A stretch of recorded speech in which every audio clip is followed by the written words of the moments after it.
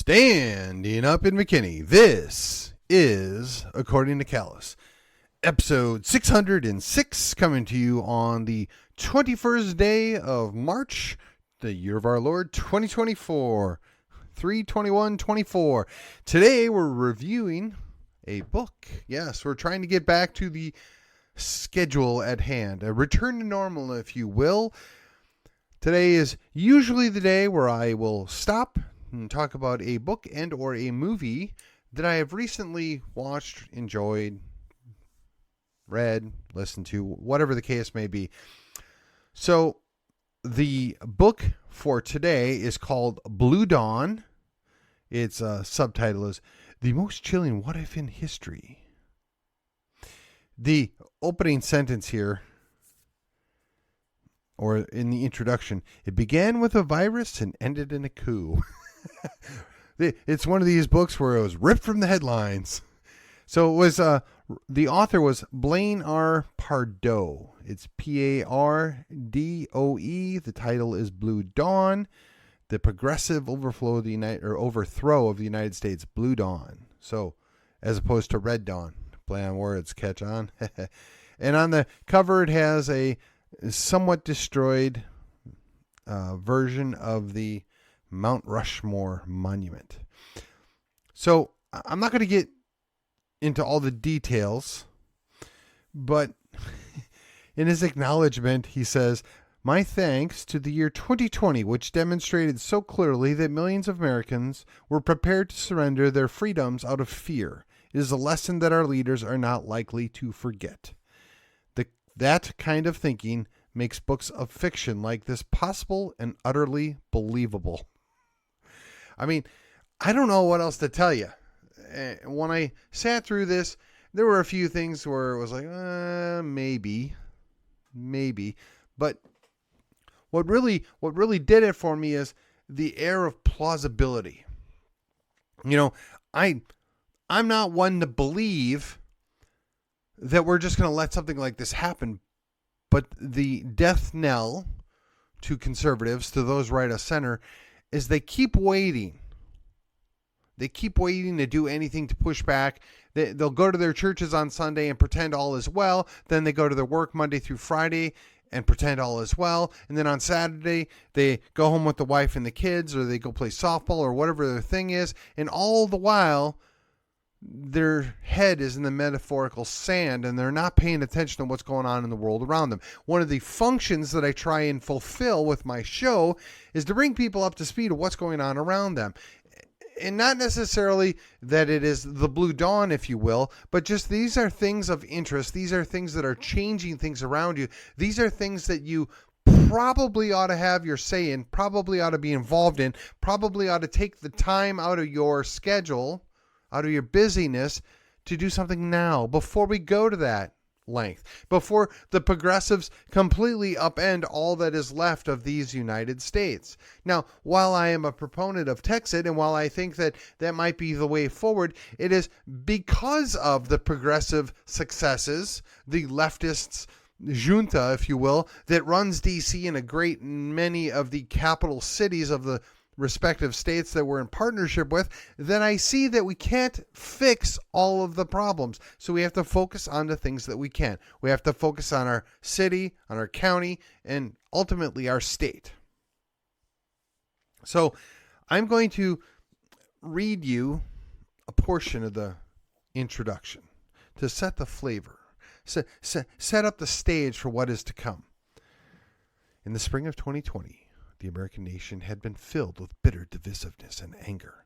With pent-up and undirected rage, the nation struggled with who it really was, both morally and fundamentally.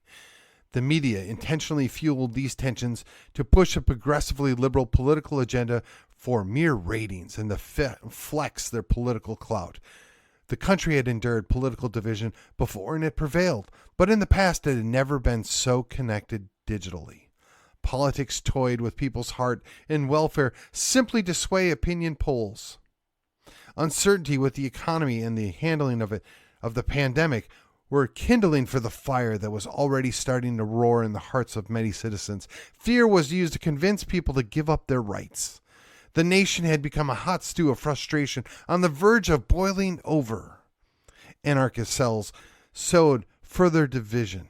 Their desire was that the entire political system would be violently taken down. Many politicians looked the other way and even funded their efforts, hoping it would damage their political opponents in the upcoming elections. Little did they realize at the time that they were empowering people that were willing to take them down as well as their opposition. The presidential election became a quagmire of fraud, both perceived and real. The lawsuits drew bitterness and only added to the insecurity of daily life. The drawn-out legal process led to protests, which morphed into rioting across the country.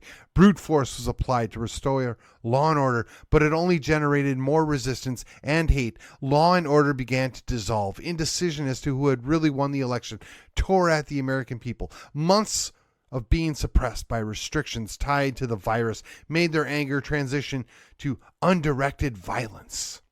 A cascade of chaos began in the late autumn and early winter. The self-proclaimed president-elect suffered a cerebral aneurysm and died before being able to take office. This was a tragic event that only fueled frustrations and spawned conspiracy theories. The vice president-elect was then assassinated by a right-wing extremist, further piling onto the racial and political tensions. What had begun as a constitutional crisis boiled over into a full-fledged mayhem. What sounded like a madman's crazy conspiracy theory became a reality for many people. The enemies of the United States abroad capitalized on the chaos, using social media to fan the flames of division even more. Some nations took a more hands-on approach, funding the violence and arming the anarchists. They knew that the only way to take down the United States was to have its citizens do it from within. By early winter, the enemies of America had organized the factions that sought to bring it down. The time had come, at long last, to make the U.S. suffer. Matters were set into motion that could not be controlled or predicted. What followed was bloodshed and carnage. Now, I don't know about you, but that sounds really interesting. And scary thing, if I'd have read that in the 1980s, I probably would have dismissed it. If I'd have read that in the 1990s, I would have thought it was a little more far-fetched. I did read a book. Boy, I wish I could remember the title of it right now. By a Mr. Ross. Give me a minute. I'm going to pause and find that book real quick. Yeah, that was Unintended Consequences. Now, I want to say I read that in the late 90s. It could have been the early 2000s.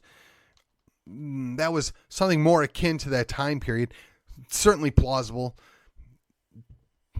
And I'd probably put this book in the same vein of how the things happened. Another book that would be similar in my mind was Enemies, Foreign and Domestic, right? Things unfold and normal people, just average people, get caught up in the melee that is happening.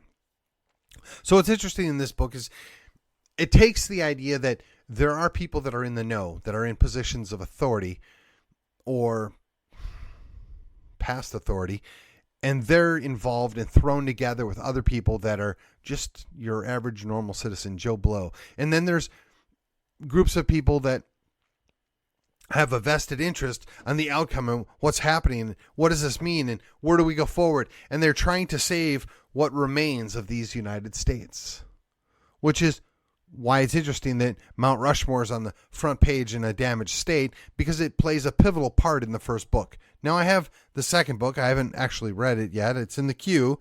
You can only read so many books at one time. But I need you to understand that it's not so much that I read these books because this is what I want to happen, or this is what I wish to happen, or that this is a preferred outcome. In fact, I would say the opposite. I don't want these things to happen. These are things that I generally oppose. I certainly am not in favor of progressives taking over and penalizing the rest of the country. But the more time that goes by, and the more likely it looks like that's the path we're going down, and I keep expanding my knowledge base, right? Because you could say what you want about fiction, but people that write fiction take a lot of time studying scenarios, looking into possible things, and what may seem far-fetched can become reality. There were a number of science fiction books written in the 50s that people dismissed and said it could never happen, right? One that comes to mind, The Moon is a Harsh Mistress, where they have a sentient computer. A GAI, General Artificial Intelligence, right? Mycroft. Now, it was dismissed as kind of a far-fetched thing, but now we're living in an age where that is a distinct possibility, real or imagined, that we could have something like that. So, science fiction dystopian novels do paint a possible future. Never one that I've run across that I'm excited about or that I wish to experience, but certainly makes you aware. They extrapolate sometimes things to an absurdity, but often the next rational step or the next likely expectation of what's going to occur because of that. And to dismiss that and to say it'll never happen or say that's crazy doesn't deal with the situation as it appears to those of us that are observing it. Indeed, I think it's dangerous to dismiss them. I think it's foolish to not pay attention to the distinct possibility that that is what we're going to be dealing with. The reason why I take the time out, today's going to probably be a relatively short show, especially after some of the longer ones I did over the last week or so. But the idea that there's a book that somebody took the time to think about what happens if we continue down this path. What happens what if there's another crisis brought about by another virus that brought about another lockdown that brought about this hatred to the top of the forefront of everybody's minds, right? Is it not plausible that we have some of this stuff happen? I mean, who would have predicted 2020 would play out the way it did? Who would have thought in 2024 that we're still dealing with all the after effects of, quite frankly, very bad ideas, very bad policy that was put in place 4 years ago? At the beginning of 2020, I fully expected that Donald was going to, I wouldn't say skate, but get into his next term and do whatever he was going to do, hopefully locking her up, but nevertheless trying to do some of the things to fix the problems as he saw them and he understood them. And quite frankly, a whole lot of other people, 81 million, I believe is the last number I heard. And yet, no, I'm sorry, that was the made up number that they gave Sleepy Creepy Joe. Be that as it may, well over 70 million people, I believe, if I remember correctly, 76 or 78. It doesn't really matter. There was a whole lot of people that were excited thinking they were going to get this. And we have Resident Joe. So when we talk about this book, Blue Dawn, and it takes all those pieces that were happening in 2020 and puts a branch, right, into the future. What would happen if these things occurred?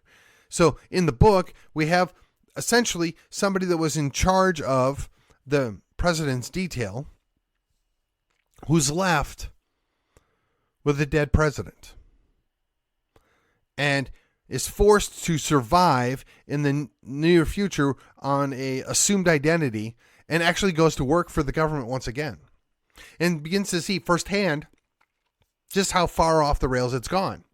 And they have competing factions, if you will, of, I'll use the term, politically correct enforcement teams, right? So you've got your national official militant arm, if you will, that is a conglomeration of all the different spy teams within the nation. They merge them all together and they have a director, which, funnily enough, it's a political person that's in charge of it who is apparently quite skilled. But in the course of all this, they have another group which is led by a bunch of activists, right? They're not under control. They're doing their own thing. They have no self-monitoring. They don't even have a plan, but they're useful. The useful idiots, if you will, and the people tolerate this. And they've got these two groups of people just marauding around the nation, mandating this is the way things are. They have a ruling council. And the whole thing is based off the premise that the people on the right did nothing. The army stood down and let this happen, which is, again, very plausible since they did nothing in D.C. that the military stepped aside and they were just fine with whoever the new political leaders were. They had no vested interest in protecting their oath. They didn't stand and do the right thing when they had an opportunity. It presupposes that the right wing, the conservatives, the veterans, the good cops were more interested in getting along or tolerating what the next greatest thing is than doing the right thing and protecting their oath and protecting their people. And it got to the point where they successfully took control of D.C. and they started to mandate power out to these outlying areas, and they put their boot on everybody's neck, and all these people did nothing but cave. And then over time, they round them up, they punish them, they circle them in, right? They deal with them like they did in Soviet Union or in East Germany or Nazi Germany or the various other totalitarian things that actually did exist. So none of this is that big of a stretch. This is a real situation imagined going forward, and all the tools that they would have at their disposal in the dystopian United States of the future. And here we are. We're dealing with two factions vying for control of who's going to be able to manipulate and pressure people into doing what they want them to do. And in the midst of this is the former director of the Secret Service, the former lead agent of the presidential protection duty. And oh, by the way, there's another wet work person. We're not really clear what exactly this person had done in her prior life, if you will. But she does some nasty things. She knows nasty things to do. And they're all thrown into a mix of, what do we do now? Right? The wet work person's been betrayed by the people she was working for. The other people were betrayed or let down by the nation that they served. And in the midst of all of this are the patriots that have been laying dormant, waiting for their time, trying to find a way to fight back, right? The Sons of Liberty, if you will. And this tension's building, and they're working together, and they're coming up with a plan, an action plan. And because everything's so controlled, so digitally manipulated, they don't actually know their history anymore. They don't have those key documents anymore. They don't know why the country was founded. They don't know what made these United States at one point super special in the guise of history. They don't know all these things, and they've been deprived of it, and it's been erased, and memories have been trampled, and they just don't exist. And they work together to take action to fight back. And the novel spends a lot of time working towards that. And there's at least 3 more books that follow. I'll be jumping on book 2 here probably in the next week or two. But the idea is, even when they lost, even when it looks like all is lost, that the spirit of liberty refuses to die. That there is a way forward. There is a way to fight back. And that's what's inspirational. That's what's important. That even when things look terrible, when they look like it can't get any worse, when it looks like all is lost, the spirit is still there. That people are willing to stand. They put their lives, their fortune, their sacred honor forward. They do what they need to do to recapture what was lost. When you want to ask yourself, well, why would you spend time to read these books? They're so negative. They're so bad. They're talking about things that you don't want to ever see happen. Because I want to enjoy the way that people find a way to go forward. A way that people find to fight back. The spirit, the human spirit, the desire for liberty, the desire to regain control of their own lives, their own freedom, it still exists, even in those dark, dark worlds that people envision. That's what I enjoy. It also serves as a warning, right? A bright light saying, don't do these things. These lead to really bad outcomes. I mean, Orwell, Huxley, 1984, Animal Farm, Brave New World. I mean, there's other very good dystopian novels out there, but these are some of the earliest ones that I've run across, and they all give you hallmarks of what happens under those regimes and the bad things that can occur. I mean, one of my movies that I enjoy the most for various reasons is V for Vendetta, right? And they fight, or the guy fights the good fight, basically saying, you can't kill an idea. I'm going to do this. I'm going to sacrifice myself for the idea. And the people pick up from there.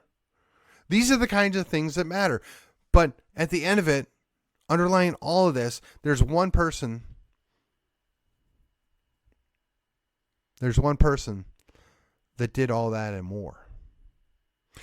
And what's very interesting is no matter how much we try to secularize everything, no matter how much we try to pretend that religion doesn't matter, no matter how much that we dismiss Christianity, a little over 2,000 years ago, a man willingly went and sacrificed himself for everybody else. It wasn't just a mere idea. That action redeemed everyone. It gave them access to be redeemed. He paid the price because it was worth willing. Or he's both willing to do it and able to do it. To a lesser extent, martyrs followed. To a lesser extent, people died for the ideas that came out of that. Not everybody that dies for an idea is a good person. Not everybody that dies for an idea is dying for a good idea, but they do it based upon an example that was made long before them. So when you consider that, when you look at that and you see how all this fits together in a historical context of where are we going, and it's just fiction after all. Fiction is derived from the world around it. Fiction is derived from people's understanding and observations. Fiction can't exist without a known real world. So as you consider whether or not you want to take the time to read this book, Blue Dawn, which I enjoyed thoroughly, I might add, and invest the time further to read the additional books in the series, the idea, or my major takeaway is, things are bad. The bad guys actually won. In my country, in these United States, the bad guys are in charge. Yet, even though all is lost, the ideas behind liberty and freedom still exist. And interestingly enough, at least one of those characters is motivated by his own religious beliefs. And that he willingly gives his life as a sacrifice for somebody else. This is the underlying current, and this is something we should keep in mind. As a father, as a husband, I have to be willing to put myself in the line of fire. I have to be willing to defend my family. I have to be willing to defend my community, and I have to be willing to defend my country to an extent, right?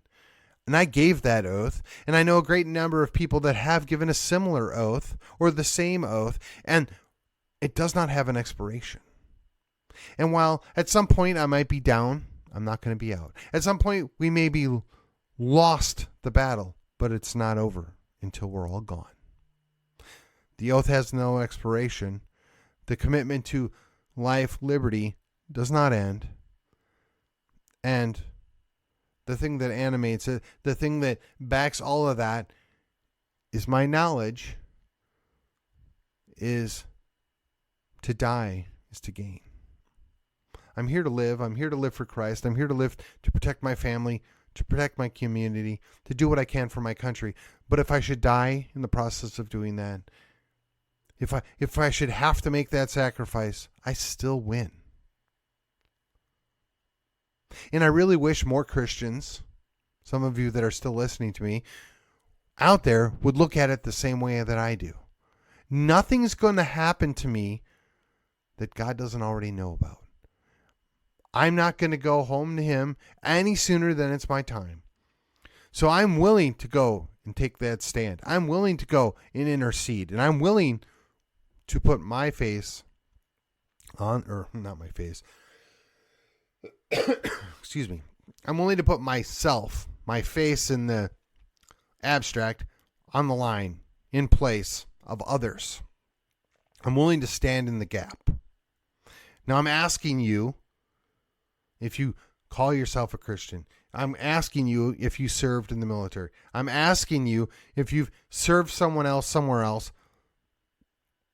Are you still willing to do that? are you still willing to intercede and protect those that can't protect themselves? Are you still willing to stand for things as nebulous as liberty? Are you willing to defend those that can't do it? That's really the question. And my takeaway from this in Blue Dawn is the people that were in the position and had the duty to do so did nothing. And that's very concerning. If you look at the modern makeup of the military right now, there's a whole lot of people that can't or won't do the right thing at the right time. That leaves it to us, we the people. And with that, I'm giving you something to think about on this Thursday. Thank you for joining me. Again, read the book, Blue Dawn. Very good. Look it up on your Amazon. And with that, I will see you on the other side.